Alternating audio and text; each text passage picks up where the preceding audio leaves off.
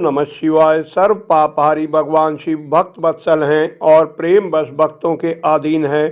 भूलोक में विभिन्न अवसरों पर अपने भक्तों की आराधना तपस्या से प्रसन्न हुए महादेव भक्तों की प्रार्थना पर 12 ज्योतिर्लिंगों के रूप में स्थित हो निवास करते हैं।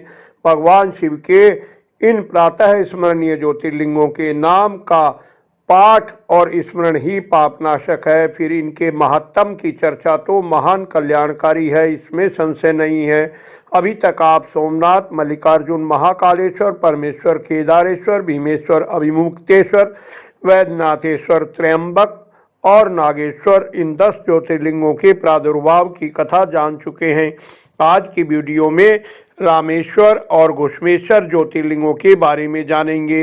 ये शिव पुराण में वर्णित प्रमाणित जानकारी है। कृपया मेरी त्रुटियों को क्षमा कर भक्ति रस का अमृत पान करें। पहले रामेश्वर ज्योतिर्लिंग के प्रादुर्भाव की कथा। भगवान विष्णु के राम अवतार में जब रावण सीता को हर ले गया, तब सुग्रीव के साथ 18 पदम बानर सेना लेकर श्री राम समुद्र तट पर आ विचार करने लगे कि कैसे हम समुद्र पार करेंगे और कैसे रावण पर विजय होगी। तभी श्री राम को प्यास लगी। उनकी आज्ञा पर वानर मीठा जल ले आए। वे जल पीने को उद्यत हुए, तभी उन्हें स्मरण हुआ कि मैंने अपने स्वामी भगवान शंकर का दर्शन तो किया ही नहीं, फिर यह जल कैसे ग्रहण कर सकता हूँ। जल रखकर उन्होंने शिव जी का पार्थिव पूजन किया।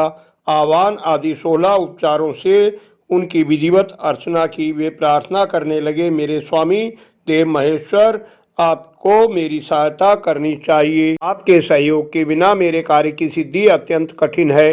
रावण भी आपका भक्त है। आपके वर से सदा दर्प में भरा हुआ महावीर सर्वथा दुर्जय है।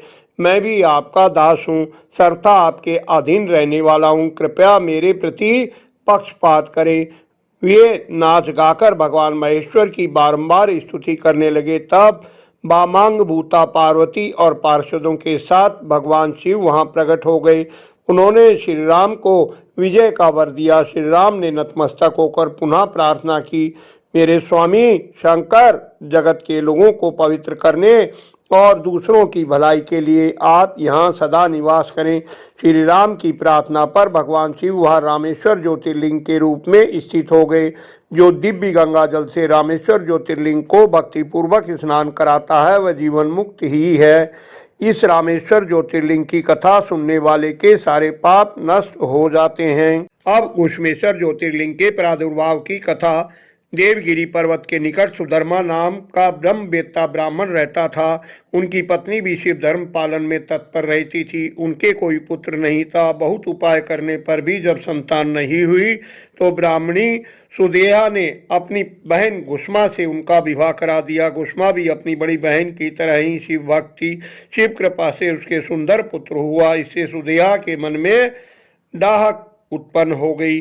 समय अनुसार युवा हुए उस पुत्र का विवाह हो गया और पुत्र वधु भी आ गई। इससे सुदेहा की जलन और बढ़ गई।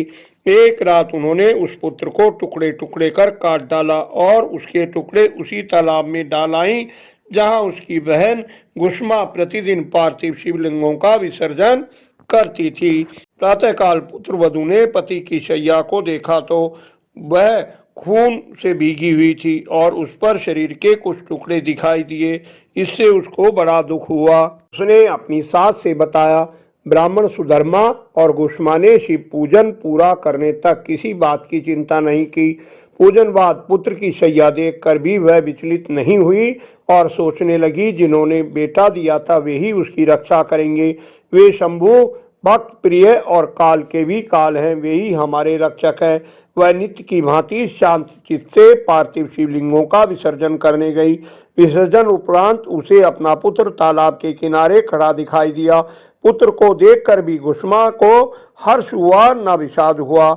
इसी समय उस पर संतुष्ट हुए महेश्वर प्रकट हो गए। शिव बोले, सुमुखी, मैं प्रसन्न हूँ, वर मांगो। तेरी दुष्टा सौतन ने इस बच्चे को मार डाला था, अतः मैं उसे त्रिशूल से मारूंगा। घुष्मा ने शिव को प्रणाम कर वर मांगा, नाथ, सुदेहा मेरी बड़ी बहन है, अतः आपको उसकी रक्षा करनी चाहिए। घुष्मा के ऐसा कहने पर महेश्वर और भी प्रसन्न हुए और उससे कोई और भी वर मांगने को कहा। घुष्मा बोली, प्रभु, आप सदा यहाँ निवास करें और मेरे नाम से ही आपकी ख्याति हो। तब भक्त वत्सल शिव वहाँ घुश्मेश्वर ज्योतिर्लिंग के रूप में स्थित हो गए। उसका दर्शन और पूजन करने से सदा सुख की वृद्धि होती है। प्रिय भक्तगण, भक्ति प्रवाह में वीडियो कुछ लंबी हो गई है, क्षमा चाहता हूँ। आशा है आपको वीडियो पसंद आई होगी। कृपया लाइक करें, अन्य शिव भक्तों से शेयर कर धर्म के भागी बने। कमेंट में सुझाव दें। पुराण और शास्त्रों की प्रामाणिक जानकारी पाने के लिए, निरंतर जुड़े रहने के लिए चैनल को सब्सक्राइब अवश्य कर लें। धन्यवाद। आपका कल्याण हो।